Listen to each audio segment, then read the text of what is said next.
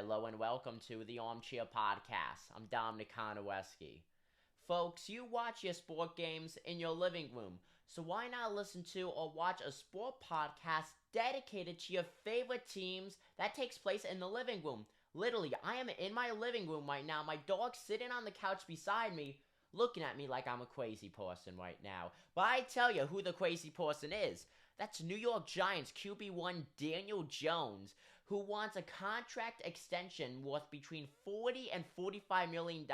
He fired his agent because this is how bad he wants the deal. I don't think he's bluffing. This is a guy who came into 2022 with a lot of questions that needed to be answered. He was being labeled a potential draft bust. And then also coming into the season was fourth-year head coach of the Giants, Brian Daboll. Overall, he's coach number 3 that has worked with Daniel Jones. Brian Daboll comes in from being hired. Most recently, he was with the Buffalo Bills. He's a very offensive mind coach. He made Josh Allen into the player he is, and he did wonders, in my opinion, with Daniel Jones. But just because Jones has one good season does not mean he's worth anywhere close to $50 million. And I'm telling you this right now, there's going to be no team out there that would sign Daniel Jones even close to $40 million. It was expected that he was going to sign between $25 and maybe $30 million. He's borderline out of line right now. Now, yes, Daniel Jones, he had a very impressive 2022 campaign. The New York Giants, they had their first playoff appearance since 2016, also that being their first playoff appearance with Daniel Jones. But here's the thing, and this matters a lot in contract talks. The New York Giants and Daniel Jones started the season 7-2, one of the best teams in the NFC and one of the best teams in the NFL.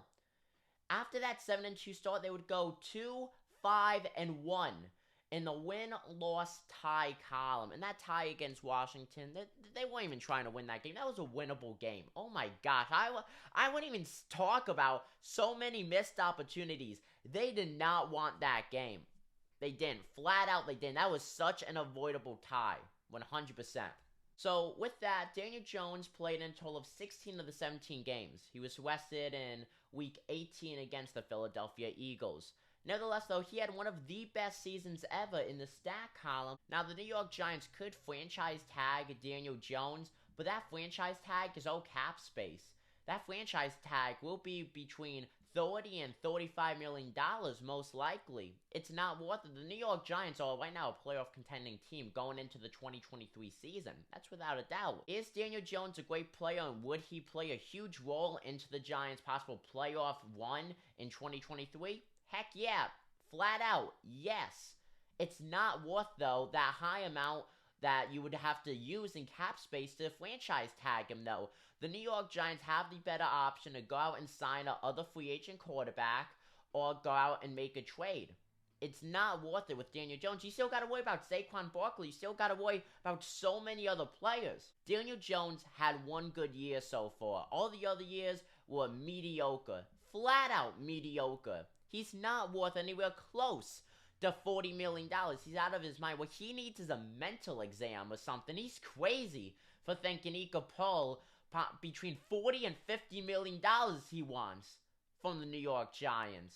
He's lucky that they did not trade him. He's lucky that they did not release him this most recent offseason. What Daniel Jones should do, and it's a logical way. You want this much money? Prove to the media, prove to the fans, prove to the team, the front office, that you are deserving of that much. Sign a contract extension between 1 and 3 years for between 10 and 25 million. Go out there and ball out. It's simple.